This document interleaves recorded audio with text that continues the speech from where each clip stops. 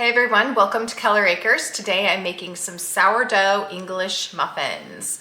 I've made these before, but it's been a really long time. I made them early on in my sourdough journey when my starter was probably not even, I don't know, probably only a few months old. They turned out really good, and I don't know why I haven't made them since, but I haven't. So today's the day. Gonna make some English muffins. I already have my dough mixed up, so I mixed this up last night because it needs to sit for 10 to 12 hours at room temperature.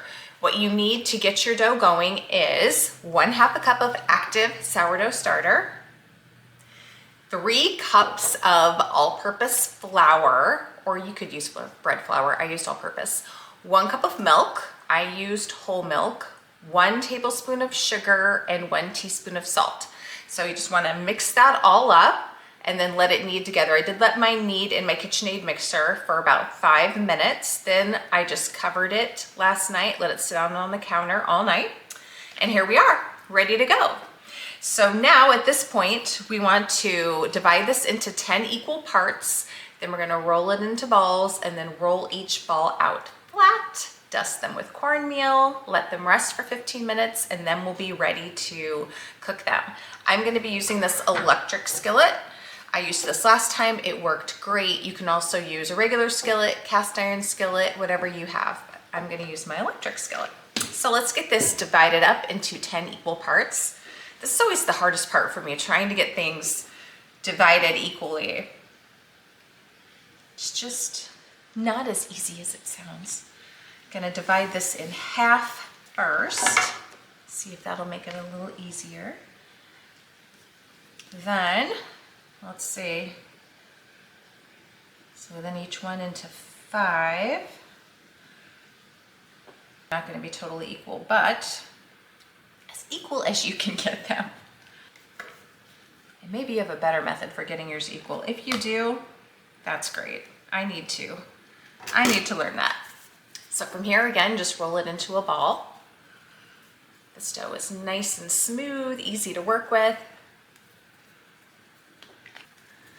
The great thing about this recipe too, 10 English muffins really isn't very many, so it's kind of a nice amount. It's just 2 of us now, we're empty nesters, so we never need an overwhelming amount of anything.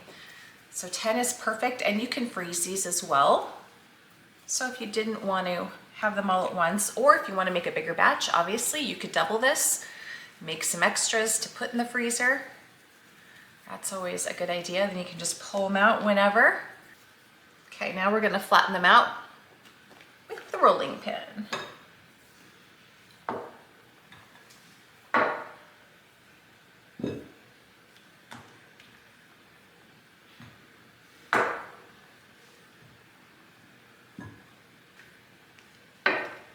Okay, now I'm gonna dust them with some cornmeal.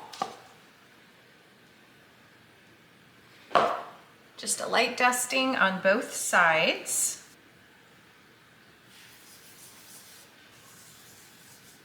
This is what makes it look like an English muffin, right?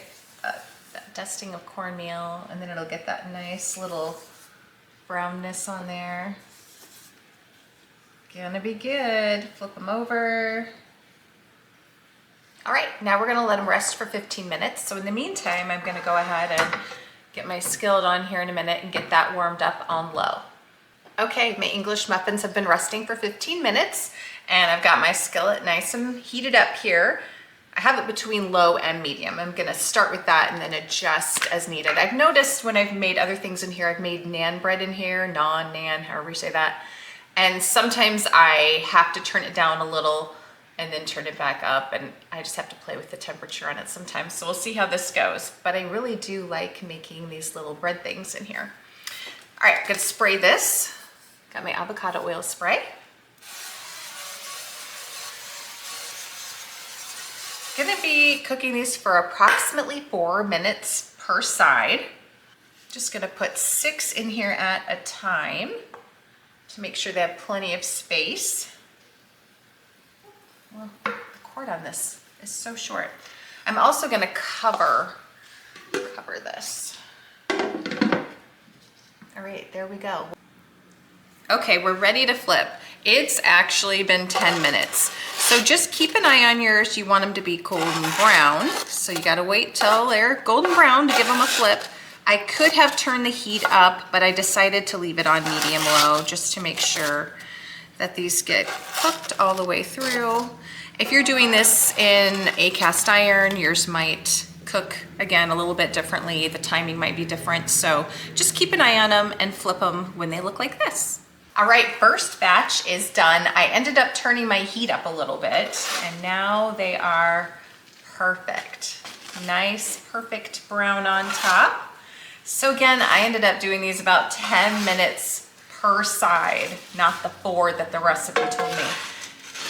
And you know, that's just how it goes with baking and cooking, right? You gotta kind of figure it out along the way, what ends up working best for you.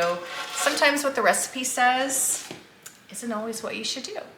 So here we go, got 6 done. They look and smell delicious. Gonna finish up with my last 4 and then I will share when they're all done. Let you know how they taste and we'll cut one open here pretty soon.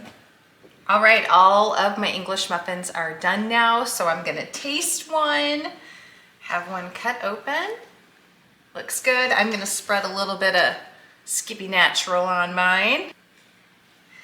But you can spread whatever, butter, honey, whatever you like. Peanut butter is one of my favorites. See how these taste. They sure do smell good. And these are really simple. Again, you just mix it up the night before, let it set overnight, and then you're ready to go the next day. These are so good. If you have some sourdough starter, you have to give these a try.